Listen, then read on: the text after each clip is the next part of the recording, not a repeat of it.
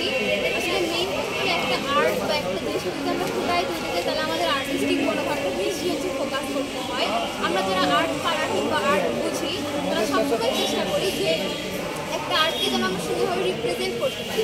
সেই অনুযায়ী যখন আমি অন্য স্কুলের হইলাম, আমি যেহেতু আর্ট পারি, আমাকে যখন বলা হয়েছে যে তুমি আর্ট করবা বা এরকম, তখন নিশ্চয়ই স্পৃহা জানবে, সবারই স্পৃহা জানবে যে একটা সুন্দর এত সুন্দর একটা মানে যেভাবে আমরা বিজয়টা অর্জন করলাম সেটা আগামী দেওয়ালে আমরা ফুটে তুলতে চাই। তাহলে তো আমাদের অবশ্যই সেই কাজটাতে এগিয়ে আসা উচিত যে আমরা এই কাজটা করবো। আমাদের সবাইকে সেই কাজটা ফুটে তোলার জন্য একটা নির্দিষ্ট পরিমাণ দিকের দিকে যাইতে হবে যে হ্যাঁ এই কাজটা করার জন্য আমরা সবাই প্রস্তুত। তো সেই দৃষ্টিকোণ থেকে আমি এই কাজটা করতে আসছি।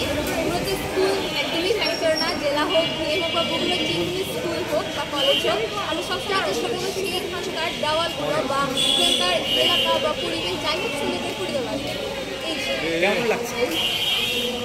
অসম্ভব ভালো লাগছে, কারণ আমরা যারা হচ্ছে এরকম কাজের সাথে সবসময় যুক্ত থাকি, সবসময় ট্রাই করি যে আমাদের কাজগুলো যাতে সবাই দেখুক, সবাই বুঝুক যে হ্যাঁ আমরা এই কাজগুলো করছি, আমরা জিনিসটাকে আরো ফুটিয়ে তোলার চেষ্টা করি। সেই দৃষ্টিকোণ থেকে অনেক ভালো লাগছে। কখন থেকে কখন পর্যন্ত কাজ করেছে?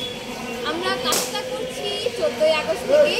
14ই আগস্ট সকাল থেকে আমরা মূলত পুরো দেওয়াল, এই দেওয়ালটা কিন্তু আসলে এরকম ছিল না, দেওয়ালটাতে অনেক পোস্টার ছিল বা অনেক মানে দেওয়ালটা অনেক নোংরা ছিল। যখন বৈষম্য বিরোধী আন্দোলন হয় তখনও জিনিসটা ওইভাবে রিপ্রেজেন্ট করা যায়নি। যখন ভাইয়ারা এসে পুরো দেওয়ালটাকে যেভাবে পরিষ্কার করছে, দেওয়ালে পুডিং মারা থেকে শুরু করে কাউ না, বাইরের কেউ না, আমরা যারা ছাত্ররা ছিলাম তারা তারা সবই পুরো দেওয়ালটাকে পরিষ্কার করে সেই দেওয়ালে রং করা একার পরিশ্রম না, সকলেই এটাতে পরিশ্রম করছে। সেই অনুযায়ী কতজনের কাজ করছে?